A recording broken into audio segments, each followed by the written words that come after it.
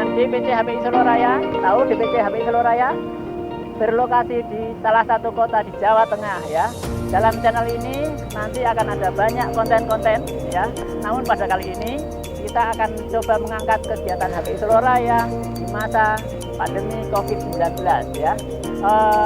Kita sekarang berada di depan Istana Mangkunegaran ya. Ini salah satu bangunan tua Istana Mangkunegaran, kavaleri dan artileri ya. Nah, tidak usah lama-lama ya. Kita sudah ditunggu oleh teman-teman HPI di sana. Oke, ya kita langsung ke sana saja karena sudah ditunggu. Oke, teman-teman, yang seperti saya sampaikan tadi, saya sudah ditunggu teman-teman HPI Solo Raya ya di Pasar Triwindu yang merupakan bangunan ikonik di Kota Solo. Nah, kebetulan di sini ada yang bawa rekso, ya beliaunya Mas Agung ya, yang akan memberikan sedikit narasi tentang Triwindu. Monggo silahkan. Baik, ya.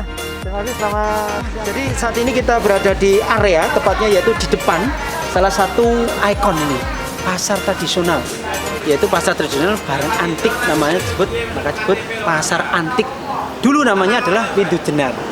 Nah, tapi yang pasti namanya itu, terus yang dijual apa? Ya barang-barang antik, yang lawas-lawasan. Nah ini, sejarah ini pun tidak bisa dilepaskan dengan yaitu salah satu tempat tinggalnya seorang pangeran yang tidak jauh dari sini, hanya 200 meter saja. Jadi ini satu kesatuan. Bangunan ini merupakan salah satu bagian daripada sejarah yang tidak bisa ditinggalkan, yang namanya adalah Mangkunegaran. Nah ini yang saat ini kita lihat, ini perkembangannya sudah sangat bagus sekali. Jadi pada saat itu tentunya tidak bangunan seperti ini ya. Ini kan nuansa joglo yang merupakan ciri khas daripada bangunan tradisional yang ada di Surakarta atau di Jawa.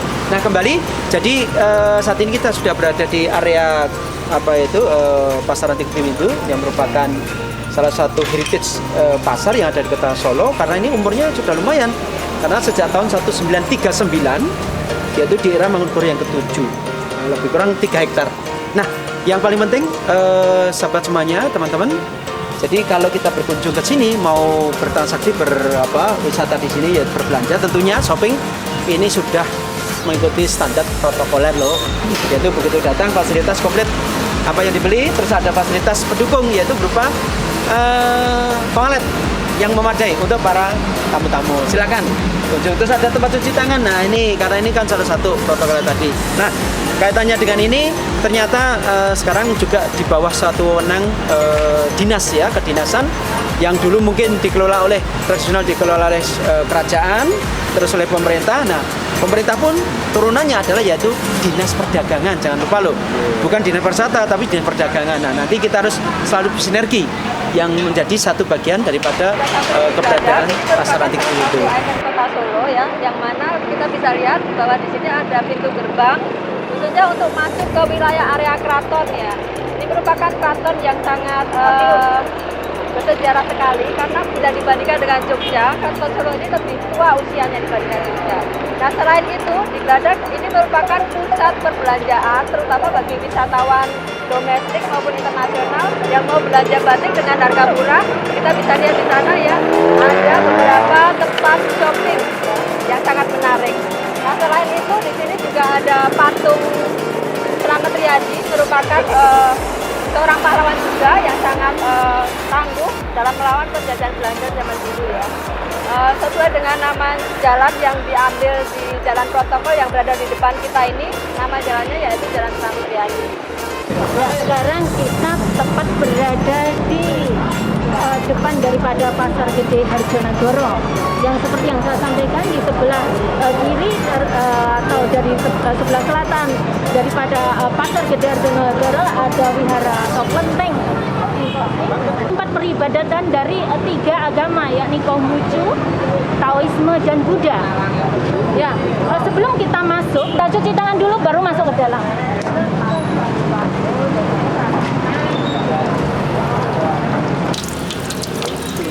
Atau oleh-oleh yang bisa dibawa selama panjenengan semua berkunjung ke Kota Solo, diantaranya brem. Ini adalah makanan khas Kota Solo, yakni intip atau kerak nasi. Nah ini macam-macam sambal kacang, sambal gado-gado, sambal pecel, juga sambal bukan hanya dari kacang tanah tapi juga wijen.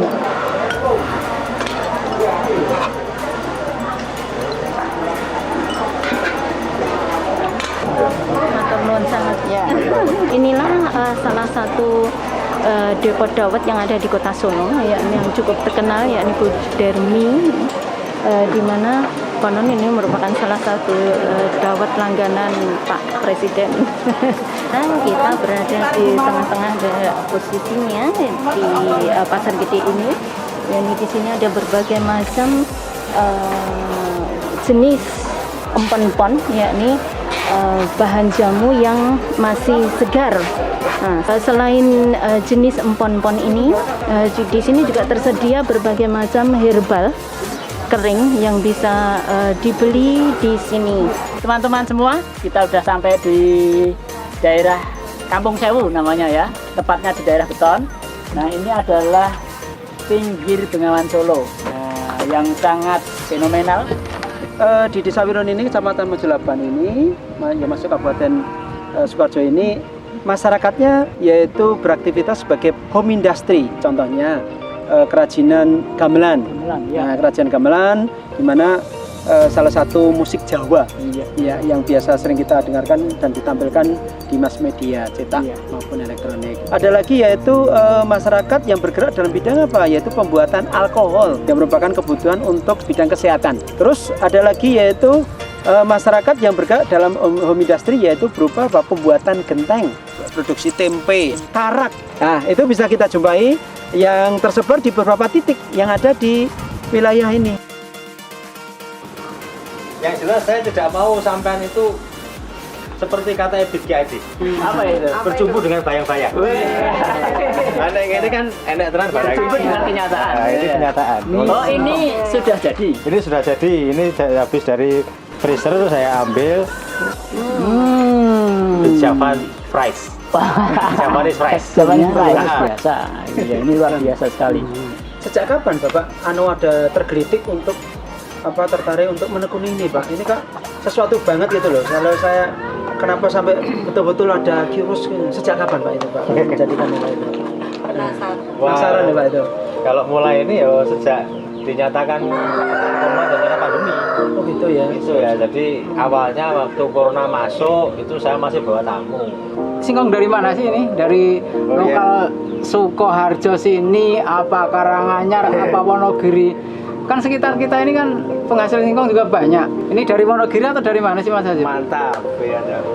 Nah, singkong ini asalnya bukan dari Wonogiri, tapi ini singkong dari sama-sama Wononya, tapi ini Sobo, yang bukan Giri, yang suka Sobo ini. Ini dari Wonosobo, singkongnya ini. Singkong Wonosobo, bukan singkong Wonogiri. Ini lebih impur katanya. Mengapa harus singkong dari situ? Di sana modelnya sudah model kayak padi. FIFO, first in first out. Oh, gitu ya. Di sana nandur, di sini panen kan gitu. Jadi sepanjang tahun sudah ada terus. Nah, kalau saya nanti nggak konsisten sama supplier ini, nanti saya juga nggak dapat special rate juga kan. Jadi untuk harga tidak bisa. Kan ini kaitannya dengan bisnis. Oh iya. Yang ada saya sudah menjalin Keberlangsungan jangka panjang. Saya mikirnya sustainable bisnis sama beliau sebenarnya dari Wonosobo. Saya juga nggak ganti-ganti, ikutnya sama dia terus, dan saya sudah diyakinkan kalau ini bakalan ada terus. Proses pembuatannya itu seperti apa? Nah, ini saya potong dulu kayak gini, ini terus dikemas seperti ini. Kemudian proses berikutnya itu ini dikerok. Padinya ini menutupi, nanti ada melenyek-melenyek gitu kalau sampai nggak kerok. Nah, ini kalau sudah dikerok seperti ini sudah hilang, nanti dia bisa merekah. Saya jualan makanan tanpa bahan pengawet. No preservative, ya toh. Jadi kalau no preservative, yang bisa mengawetkan hanya freezer. Ini mau dikukus dulu ya. Ini ngukusnya kurang lebih 45 menit. 45 menit, nanti setelah itu ditiriskan. Tunggu 45 menit lagi sambil kita nanti siapkan bumbunya. Saya mewakili Mas Konco yang tadi ada keperluan mendadak untuk menutup program pada hari ini, yaitu kebersamaan DPC HPI Seluruh Raya dalam menyikapi masa pandemik COVID-19. Dalam masa pandemik ini memang